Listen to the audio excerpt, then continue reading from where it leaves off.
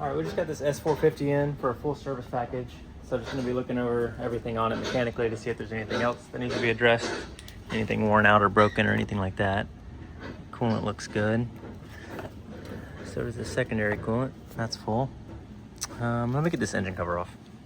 Okay, and one of the first things I always check on these engines are these camshaft position sensors. They're really bad. The factory ones from Mercedes about leaking oil, and as you can see, this one has oil on it. And it leaks internally, and it gets in all the wires. Because you can see it's not leaking externally out of these. You'll have one on the top of each camshaft, so there's 4 of these. And they leak internally, and it pushes oil through the wires, so the whole wiring harness gets saturated with engine oil, and it slowly seeps its way into all the other electrical components. But they do have revised versions of these sensors now, so it would just need to replace the 4 sensors and a new engine wiring harness, which they make it separate so that all the wires on the engine is its own harness, so you can simply just replace that harness and then these 4 sensors and clean out oil from any other electrical components you see in them. All right, but apart from that, okay, now with the engine covers off, I can really kind of see everything in here. Make sure these timing covers aren't leaking. That's a very common issue on these V6s. Let's see. There's a bit of oil residue down in here. I don't know where that would be coming from. Here on this pipe, where the rubber hose meets that metal hose. That's not common at all. I'll probably look around that hose and make sure it's not cracked or anything. I don't really see. I'm kind of thinking like if someone had, this is the oil filter, if someone had the oil filter out and spilled some oil down there, but it's very concentrated on that pipe. Let's see, this other timing cover on this cylinder head looks good. I don't see any issues on that one. I don't see anything on the side of the engine either. Everything looks to be nice and in place. Let's see. Yeah, I don't really see anything worth addressing from up here. I'm gonna look at that hose a little closer, probably with an inspection mirror so I can see the backside of it, make sure that there's nothing going on there. Oh, and this oil cap, I noticed this whenever I was taking the engine cover off. It's slightly cracked there. You can see it's a little, I don't know if the camera can get a focus on that, but it's like greasy. That's just from the oil vapor that's able to seep through that crack. The seal is right underneath this, because there's a seal on the bottom of the oil cap. Here, we got to take this off anyways. Just getting an oil change. That little rubber seal. So you can see it's soaked with oil, obviously, as it is, but that's where that little bit of residual oil is coming from. And then one other thing I noticed down here when I was checking out this pipe, it looks like the connector for the AC compressor isn't in its holder there. I don't know if it's broken or what, but it's supposed to be in that little bracket, and it's just hanging out here. Probably once I have 2 hands, I'll get down in there and... Oh, I can actually see it from here. The connector is broken on this. There, you might be able to see where the plastic is separated. And this outer tab there is just broken off. No big deal, it's just not really, it can't really stay in its place. I will slide it back on there, but probably with vibration, it's just gonna slide back off.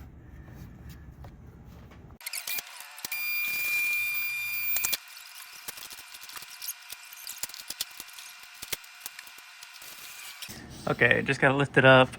Just gonna check over everything underneath it, look over the suspension and everything. Make sure all these ball joints are good. Nothing's torn or anything. That upper end link looks torn. A little boot on that. Let me get a better side on it. The shock looks good. Everything else looks good. Well, these bushings are a little iffy. Let me get a better, oh no, that's ripped. I can see it from here. Let me see if I can get a focus on that. These are common wear points. You can see the boot there in the crease. That boot is ripped, so it's leaking grease out of the joint. Let's see how it looks on this side. Yeah, this one's not as bad. It's about to go though. You can see that crack starting to form in the middle there. But regardless, you always do suspension components in pairs anyways because it all wears together. The rest of this all looks good. The axle boots look good. Don't see anything else. Nothing's leaking out of these little water holes. And Yeah, I looked at the other side of that hose. I don't know if I can see it from down here. That had the oil on it. And I don't really see anything that would be concerning at all. So I just washed off the oil to monitor it for further inspection. Maybe if I get this car next year, like I can see if it's back again, and then it might be worth addressing, but it's barely any oil. It's just sweating out. And there's a little, almost it looks like a grease fitting on that oil line. So I wonder if that's what's just barely seeping out a little bit of oil. Also, you've got some down in here, which might also be coming from that same hose up there. Just a little bit of residual oil. Not even enough to be forming a droplet yet. So I would definitely say this isn't worth worrying about. And I will say that that's from that hose up top. So I'm just gonna finish washing the rest of this off and just monitor that for further leakage. That's definitely not worth addressing, no matter what it is. Okay, back to the suspension, what I was saying. Oh yeah, those are torn out. Let me get a pry bar so you can see. Okay, as you can see, this crack starting to form here. You can see where the rubber separated, where that 15 and 16 are in that circle. Above that, you can see the rubber separated. It's supposed to be one piece there. Now, if I can get this pry bar in there, I can wiggle it and show how much play there is in this thing. Oh yeah, you can see there where it's separate. Okay, good. Let me see. See where that's spreading out? So that bushing's completely torn out. I'm surprised it rides as smooth as it does with that, because that's pretty bad. I originally noticed that on this side, but it's the same way. Both of these are. And like I said, suspension components wear in pairs anyways. And this one too, I was looking at. It would probably be worth addressing too if we're redoing the suspension bushings, because it would need to be realigned anyways. So it'd be kind of, it'd be a lot more cost efficient to do this bushings in pairs and do one alignment and then be done with it and have fresh suspension, because I can tell these are on their way out as well. You can see the tears starting to form there. And that might be completely separated as well. This one too, it doesn't look as bad as that one, but it's definitely got that crack that's starting to form too. Yeah, you can see here where it's starting to tear apart. And you will see stress marks like this whenever you have the suspension completely unloaded like it is now, because of course it doesn't ride at this height. So you will see stress marks like that, but you won't see it tearing apart like this one is. So a little bit of suspension work at the front needed. These sway bar bushings, they're starting to show some age. You can see they're starting to crack apart a little bit. That's not really worth worrying about. And these kind of things slowly wear out, so if they're not crumbling apart, it's typically not worth addressing. Although some of these are kind of aggressive tears. It just looks like an old dry rotted tire. Some of these are kind of aggressive, which I don't really like to see. Okay, so like how some of these will stretch like the length of the bushing. It's not just little fractures. Some of them are actual tears. So that part I don't really like, but as far as the simple like old tire dry rot looking rubber, that's not really to be concerned about until it starts crumbling away. Let's see, everything on this side looks good and the struts look good. Looks like the brakes have been replaced at some point because they replaced these bolts, which are one-time use. A lot of people don't do that, so I like to see that. The tires look good. Yeah, the brake pads, life look good. I'll have to look at the inside brake pads on these with a little inspection mirror because you can't see them from the inside. That tire looks good. And these brake pads look good. The outside ones do, so I'm sure the inside ones do too, but I'll look to be sure. Yeah, nothing else with the suspension or anything. Got a bit of a leak here coming from somewhere. The bottom of this is the front differential. It's a little wet from somewhere. It looks like it might be coming from this lower oil pan. Oh yeah, it is. It probably wasn't sealed back on properly because this isn't factory Mercedes sealant. I can tell it's like a whitish gray color sealant. I don't know if you'll be able to see that between this black piece and the silver engine block. That little strip of sealant there. The Mercedes stuff is black, so I know that this has been off before for something, either a repair or if it was leaking and not properly resealed. So that's probably the best thing it could be. So it just needs to come back off and be properly resealed and clean off all this oil. Okay, looking at the back of the engine, the bottom of the turbos look good. On both sides, don't see anything up there.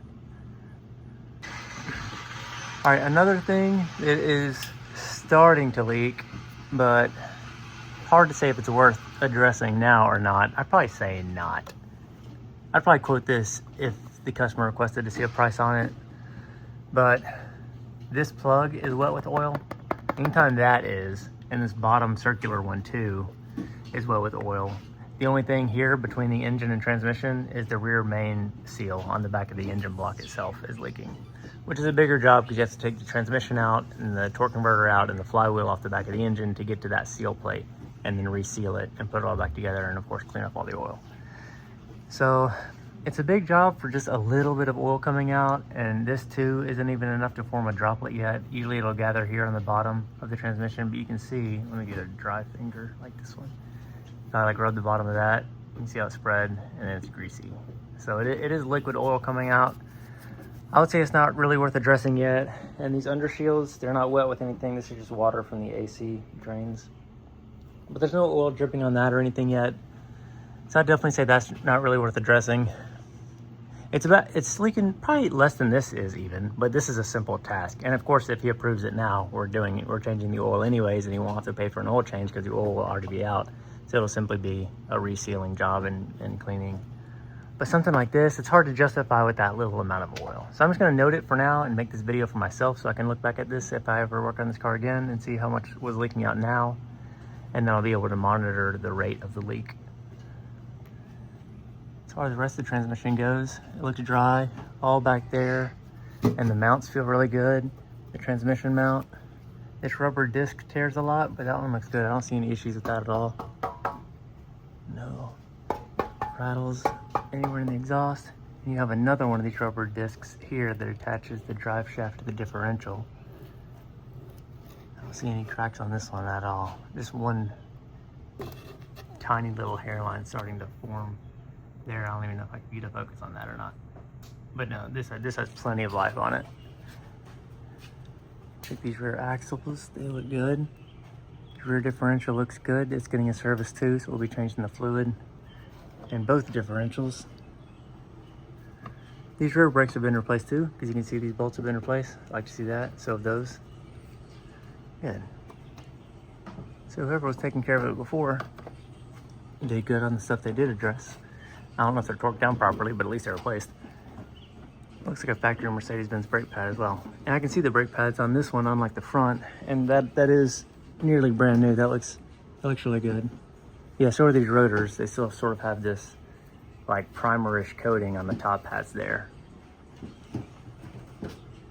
So yeah, that's good to see. The tire tread all looks really good. These had to have been replaced either very soon or the guy drives very carefully.